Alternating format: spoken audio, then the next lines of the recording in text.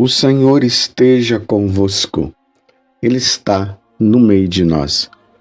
Proclamação do Evangelho de Jesus Cristo, segundo Marcos. Glória a vós, Senhor. Naquele dia, ao cair da tarde, Jesus disse a seus discípulos: Vamos para a outra margem. Eles despediram a multidão e levaram Jesus consigo, assim como estava na barca. Havia ainda outras barcas com ele. Começou a soprar uma ventania muito forte, e as ondas se lançavam dentro da barca, de modo que a barca já começava a se encher. Jesus estava na parte de trás, dormindo sobre um travesseiro. Os discípulos o acordaram e disseram: Mestre, estamos perecendo e tu não lhe importa? Ele se levantou e ordenou ao vento e ao mar: Silêncio, cala-te. O vento cessou e houve uma grande calmaria. Então Jesus perguntou aos discípulos: Por que sois tão medrosos? Ainda não tendes fé? Eles sentiram um grande medo e diziam uns aos outros: Quem é este, a quem até o vento e o mar obedecem? Palavra da salvação. Glória a vós, Senhor. Meus irmãos e minhas irmãs, hoje, com muita alegria, a igreja celebra a memória de Santo Tomás de Aquino, presbítero e doutor da igreja. Santo Tomás de Aquino, ele nasceu por volta do ano de 1225 e morreu em 1274. Santo Tomás de Aquino era dominicano, da ordem de São Domingos, um grande pregador, uma ordem dedicada à pregação. Santo Tomás de Aquino é considerado um homem de uma inteligência muito grande, porque Deus o agraciou. Santo Tomás de Aquino teve a graça de ter o entendimento de Deus. Por isso ele escreveu uma grande obra teológica chamada Suma Teológica.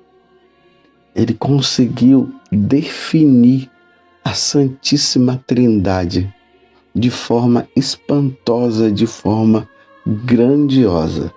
Quando nós lemos esse grande tratado, a Suma Teológica, nós ali vemos Santo Tomás falando, explicando a Santíssima Trindade. E aí ele vai explicando cada pessoa. Quem é o Pai, quem é o Filho, quem é o Espírito Santo. Depois ele entra nos mandamentos, entra nos sacramentos e assim por diante. Por isso, o Concílio Vaticano II e muitos dos tratados e muitas das coisas que foram discutidas no Concílio Vaticano II sempre apelou a Santo Tomás de Aquino, ao pensamento dele. Ali no rodapé nós encontramos muitas referências a Santo Tomás de Aquino. Ele é honrado com o título de doutor angélico. Apesar de toda a inteligência que ele tinha, ele era muito simples, era um homem silencioso. E na verdade é assim. Se nós queremos entender as coisas de Deus, nós devemos deixar o orgulho de lado e ter um coração simples, embora ele fosse muito inteligente. Ele fazia-se amar por todos, mais do que qualquer outro. Entendeu o estudo e a ciência como instrumento de santificação. nas escolas de filosofia e teologia, Santo Tomás de Aquino, ele é a base para o entendimento filosófico e teológico, junto também com Santo Agostinho. Peçamos no dia de hoje que Santo Tomás de Aquino, ele interceda por nós e que nós tenhamos a graça de compreender as coisas de Deus. Às vezes perguntavam para ele de onde é que vinha tanta inteligência e tanta sabedoria. Ele dizia, é só você contemplar o crucificado. Ali está todo o entendimento de Deus. Ali você vai encontrar o entendimento para você se santificar e amar a Deus.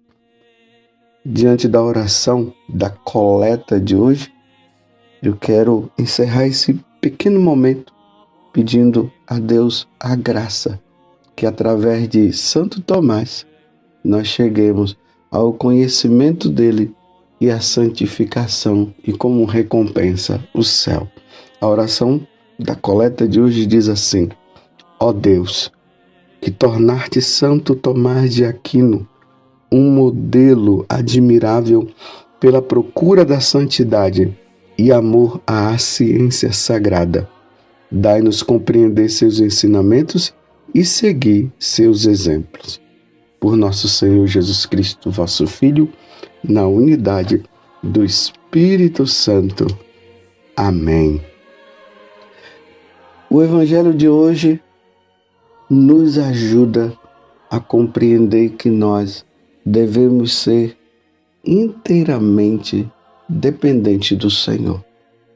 Vocês veem que o Evangelho, que é de São Marcos, capítulo 4, do versículo 35 até o versículo 41, ele começa dizendo assim: naquele dia, ou seja, naquele dia em que Jesus tinha feito a explicação daquelas parábolas, as parábolas do reino, as parábolas da semente que é plantada e tudo mais.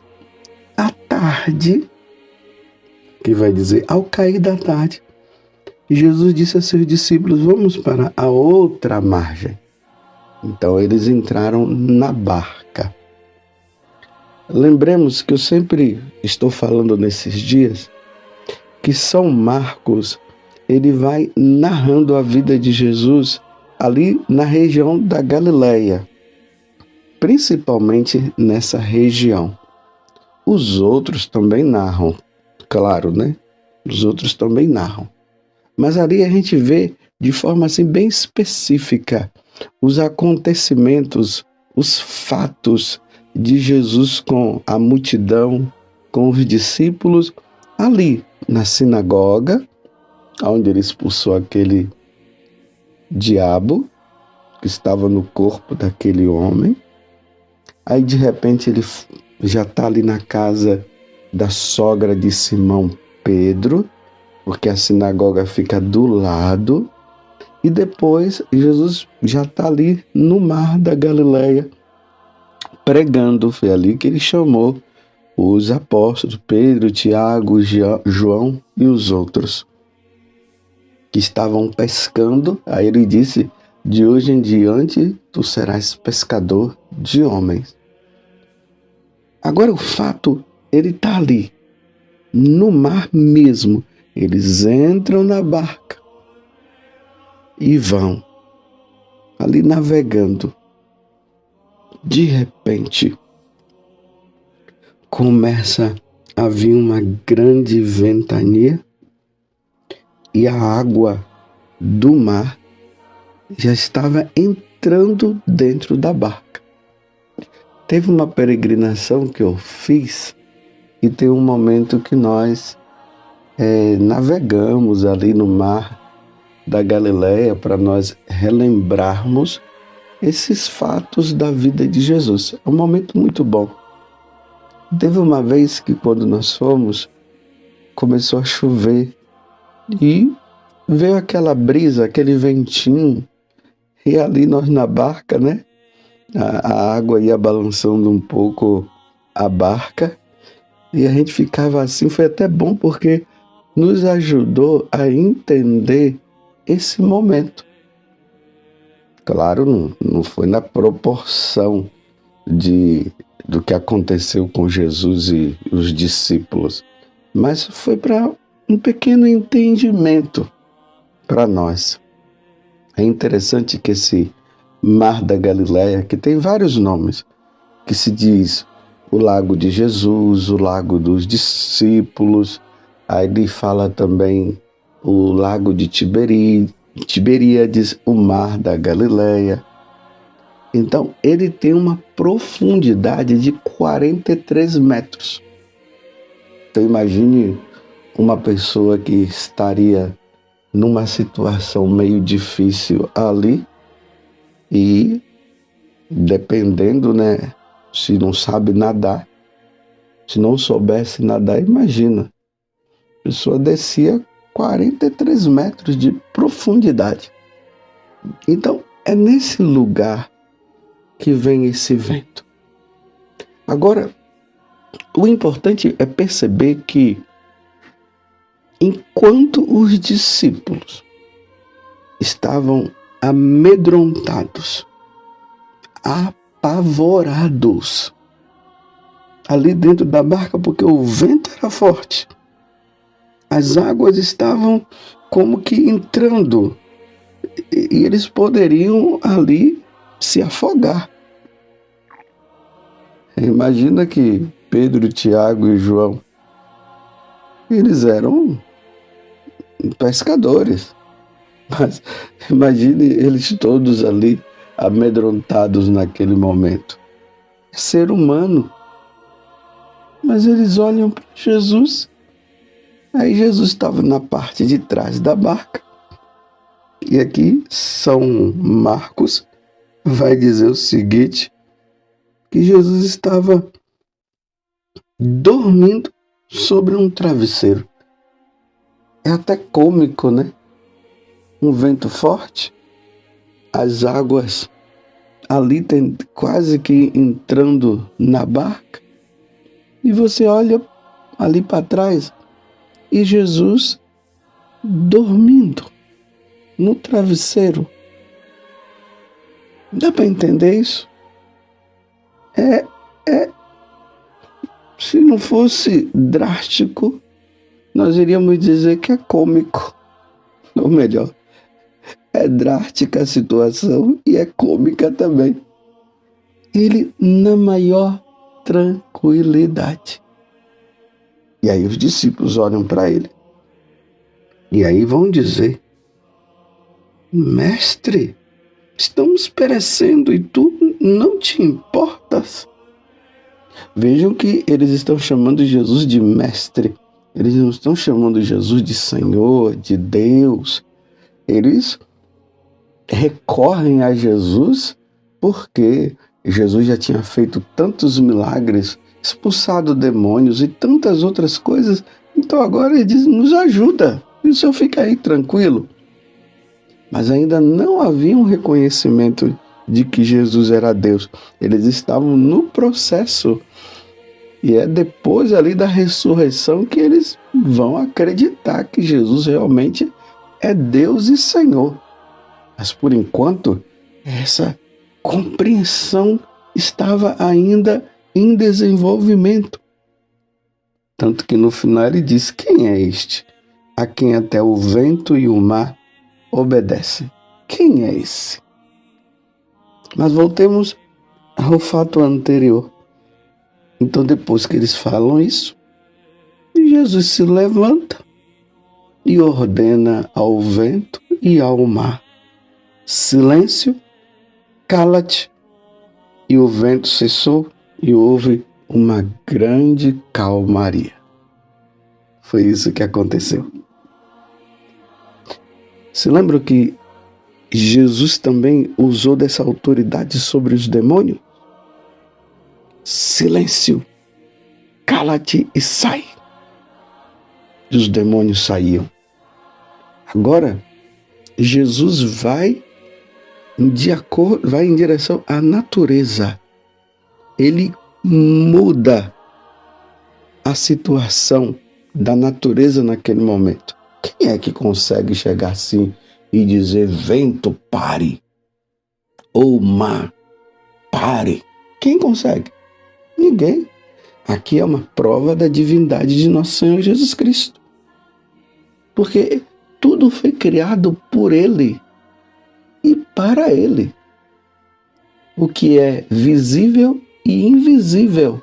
Isso nós professamos na nossa fé. Que é o Criador de todas as coisas, das coisas visíveis e invisíveis. As visíveis são o que nós vemos aqui ao nosso redor.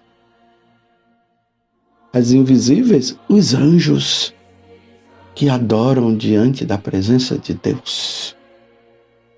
Ele é o Criador, Ele é o Senhor, a segunda pessoa da Santíssima Trindade. É Deus. Ele manda em tudo. Por isso a calmaria dele. Por isso que ele estava tranquilo. Aí Jesus agora chama a atenção. Por que sois tão medrosos? Ainda não tendes fé? De onde vem todo o medo? De onde vem tanto questionamento? De onde vem tanto sofrimento assim? Eu sou o Senhor, eu sou Deus. Meus irmãos, no dia do nosso batismo, Deus nos deu de presente essas 3 virtudes, que se chama virtudes teologais, porque elas estão relacionadas, direcionadas a Deus. Fé, esperança e a caridade. A fé nos ajuda a entender, compreender que Deus existe, embora nós não o vejamos, embora nós não o toquemos, embora nós não o sintamos. Deus existe. E a esperança que nos faz acreditar na existência desse Deus que está lá no céu, que está ao nosso redor também, mas que Ele habita no céu e que um dia nós estaremos lá. E aí a esperança nos dá força para nós vivermos bem as dificuldades que estão aqui nesse mundo. E a esperança, mas tudo isso vai passar. Lá na carta aos Romanos, no capítulo 8, São Paulo, ele se expressa justamente dessa forma, que os sofrimentos da vida presente não têm comparação nenhuma com a alegria e a felicidade que nós teremos no céu.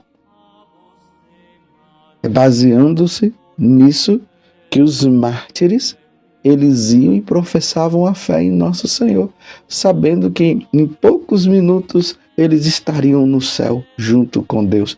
Então eles superavam aqueles sofrimentos e aquelas dificuldades que eles passavam no momento. Os algozes, achando que estariam tirando a vida deles, eles diziam: não, vocês não estão tirando a vida, vocês estão nos proporcionando a vivermos a verdadeira vida. E a caridade, que é o amor por excelência. Esse amor a Deus, esse amor que nós devemos ter a Ele acima de qualquer coisa. Então, no dia de hoje, meus irmãos, Jesus está dizendo assim: por que você está desta forma? O porquê dessa tristeza? O porquê dessa falta de fé? Você pensa que eu estou de braços cruzados? Vocês pensam que eu estou dormindo? Deus não dorme. Deus não dorme, não. Porque o vigia de Israel não dorme, vai dizer o Salmo. Apesar das dificuldades que nós vivemos, nós não estamos sozinhos. Deus está conosco. Ah, você poderia dizer assim, mas Padre José Augusto, então por que Deus não resolve esse problema? É um mistério. Até isso é uma prova que Deus está dando para ver se você o ama de verdade, para ver se você o crê nele de verdade. Por isso que ele diz, aquele que perseverar até o fim será salvo. Vocês pensam que Deus está alheio a essa situação que nós estamos vivendo no Brasil hoje? E no mundo, não somente no Brasil, e no mundo, você pensa que Deus não está vendo? Ou você poderia aproveitar disso, como os ateus dizem, né? Se Deus existe, por que Ele deixa nós passarmos por essa situação? Deus nos deixa passar por muitas situações para nós provarmos o nosso amor a Ele. É muito fácil dizer que nós amamos a Deus quando está tudo bem, quando todas as dificuldades são superadas. Mas acreditar em Deus na hora do sofrimento, na hora da prova, só quem tem fé. Então ele faz esse questionamento. Por que sois tão medrosos? Ainda não tendes fé? Por causa desse medo, o porquê disso, nós cremos. O Senhor existe. Ele está no meio de nós, sim. Ele padeceu sob Pôncio Pilatos, mas ao terceiro dia ele ressuscitou e foi ao céu. Subiu aos céus e continua conosco. É preciso superar, é preciso se agarrar. Deus não está dormindo.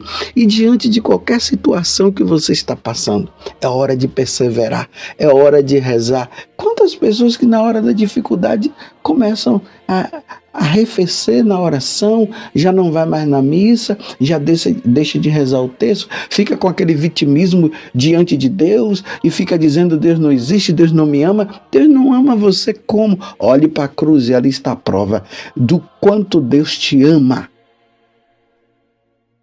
Agora é preciso perseverar e aguardar em Deus,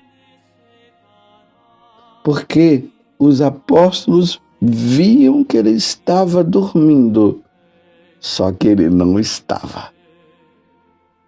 Ele não estava dormindo, porque o guarda de Israel, ele não dorme. O vigia de Israel, o vigia de todos os povos, de todos nós. Mesmo, meus irmãos, que nós passemos por dificuldades, não abandonemos a Deus e continuemos a dar a prova de que nós acreditamos de verdade. Agora mesmo me veio à mente o livro do profeta Abacuque. Depois vocês procurem profeta Abacuque. É um livro pequeno, se não me engano, 3 ou 4 capítulos e curtos. E o que foi que estava acontecendo ali com Abacuque? Os caldeus estavam entrando ali em Jerusalém, em Israel, matando todo mundo, levando crianças lá para Babilônia. E aí Abacuque dizia, até quando, Senhor, nós vamos passar por isso? Até quando? E ele dizia, eu vou me colocar como um vigia agora e vou ficar esperando do Senhor uma resposta. Até que Deus fala com ele, Abacuque, tudo isso que está acontecendo nesse momento é para um desfecho, e esse desfecho já está para se cumprir. Aí ele fala, o justo vive da fé. O justo vive da fé. E aí, diante dessa resposta que Deus dá, aí Abacuque cria um novo ânimo. E aí ele vai dizer assim, mesmo que falte o gado no curral, mesmo que eu plante e nada cresça, eu continuarei acreditando no meu Senhor. Olha, o justo vive da fé. Mesmo na dificuldade, nós vamos continuar crendo. Mesmo que morramos, mas nós vamos continuar crendo. Deus existe, porque nós não fomos criados para este mundo, nós fomos criados para a eternidade. Na primeira leitura hoje, na carta aos Hebreus, é ali o capítulo 11 da carta aos Hebreus. Aqui está do versículo 1 até o 19. Como é uma passagem muito comprida, a igreja na liturgia foi tirando alguns versículos, mas depois você leia todo esse capítulo 11, que ali há uma exaltação à fé, mostrando o que aconteceu no Antigo Testamento, como os homens, eles passaram por dificuldade, foram até entregues aos animais, foram até mortos, mas eles em momento nenhum, eles perderam a fé. E ali tem uma frase muito bonita que ele diz assim: eram pessoas que não eram dignas deste mundo, porque eles buscavam uma pátria maior, a pátria celeste. Busquemos, meus irmãos, a pátria celeste. Hoje, no dia de Santo Tomás de Aquino, que ele fala justamente sobre isso, que nós fomos criados para Deus e para um dia nós contemplarmos a face dele na visão beatífica, porque nós estamos aqui de passagem. Peçamos a intercessão dele e peçamos a Deus a graça de morrermos, porque na hora da morte, e continuarmos na nossa vida aqui, perseverando até morrermos, mesmo que as dificuldades venham, mesmo que os ventos fortes venham, mesmo que as águas queiram nos submergir, nos jogar lá nas profundezas, vamos continuar dizendo: eu creio no meu Senhor. Que Nossa Senhora nos ajude, ela que estava aos pés da cruz, vendo o filho morrer, mas ela sabia que ele iria ressuscitar. Louvado seja nosso Senhor Jesus Cristo, para sempre seja louvado, e a nossa Mãe, Maria Santíssima.